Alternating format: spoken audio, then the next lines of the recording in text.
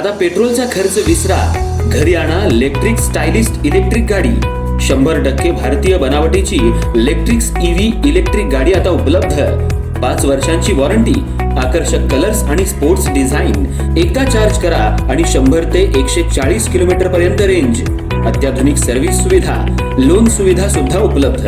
आजच भेट द्या साई मोटर्स, किसान चौक, इचलकरंजी। संपर्क 93 73 27 57 52 किंवा 0230 299 77 66। नो पेट्रोल नो टेन्शन, इलेक्ट्रिकचा स्मार्ट पर्याय।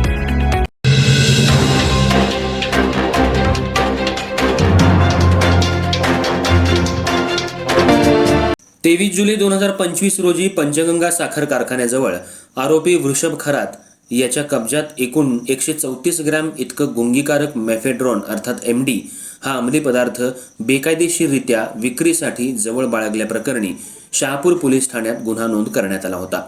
या गुन्ह्यात आरोपी वृषभ खरात याच्या कब्जातून व्यावसायिक प्रमाणात गुंगीकारक अंमली पदार्थ मिळून आल्यानं त्याला तात्काळ अटक करून आरोपी विरुद्ध कारवाई करण्यात आली होती।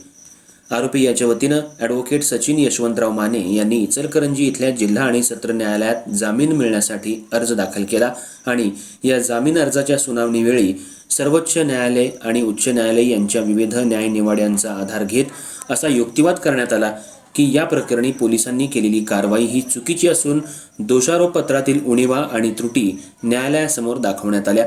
तसंच गुंगीकारक औषधी द्रव्य आणि मनोव्यापारावर परिणाम करणारा पदार्थ अधिनियम NDPS कायद्यातील तरतुदींचं उल्लंघन करून आरोपी विरुद्ध दोषारोपपत्र दाखल करण्यात आले असा युक्तिवाद करण्यात आला। या जामीन अर्जाला सरकारी पक्षानं जोरदार हरकत घेत आरोपी याच्याकडे व्यावसायिक प्रमाणात गुंगीकारक अंमली पदार्थ मिळून आलाय। आरोपी याच्यावर यापूर्वी गंभीर स्वरूपाचे गुन्हे दाखल आहेत। आरोपीला जामिनावर मुक्त केल्यास तो पुन्हा अशा प्रकारचा गुन्हा करण्याची शक्यता आहे असा युक्तिवाद केला। पण आरोपीतर्फे ॲडव्होकेट सचिन माने यांनी केलेला युक्तिवाद ग्राह्य मानून इचलकरंजी इथल्या जिल्हा आणि सत्र न्यायालयानं आरोपी वृषभ खरात याला जामीन मंजूर केला।